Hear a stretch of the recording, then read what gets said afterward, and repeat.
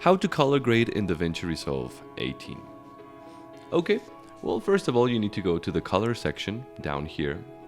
Now, once you're here, we'll be working with nodes. We'll have a first node here. We'll leave it for now. Now, add a second node by clicking Alt-S. On this second node, we'll be adding an effect. We'll be going to the effect controls and looking for color space transform. Now drag that into this node. Okay, now you need to input your camera settings. And here on output color space, select Rec 709 and output gamma Cineon film log. Now we'll be adding a third node. Click Alt-S. On this node, we'll select a LUT.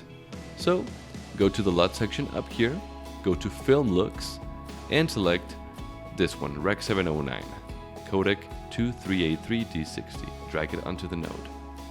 Now we'll go back to this first node here to work with the gain. So take the gain just down a little bit to get this cinematic look. Okay, now we'll be adding a fourth node after the LUT node to work with shadows and saturation. So here.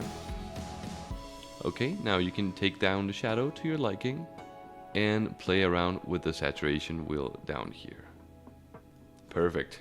Now finally, add a fifth node. Okay, now we click here and go to the saturations versus luminance curve, and we enable the Bezier down here. Now, this is the last step. We'll be taking down the saturation density. Just make sure you don't overdo this, as if you do it, it will look very bad. So I'm going to take it down about here. Okay, perfect. And that's the basics of color grading and getting a cinematic look in Davinci Resolve.